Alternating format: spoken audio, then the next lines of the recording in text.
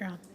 Hi guys, Tamara Linkowski from HealthyTreatsMarket.com. I'm going to teach you how fast it is to make a sheet cake coffee cake. Okay, so that's what we're going to do. So I have 3 cups of the Baker's Basic Cake Mix. I'm going to dump it in here. 3 cups of egg whites.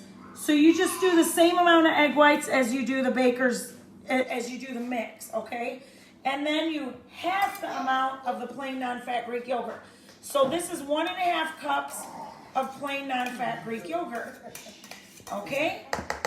And then I'm doing 1/3 of a cup of instant coffee.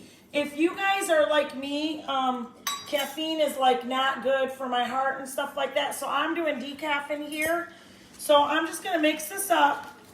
And honestly, you can mix it with a blender, but you really don't need to make this complicated.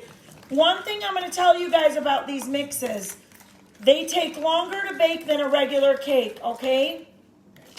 And this is going to make 12 servings on an 11 by 17. So if you guys are really trying to meal prep and make sure that you get your 3 mixes in a day or whatever you're doing, this is the way to do it.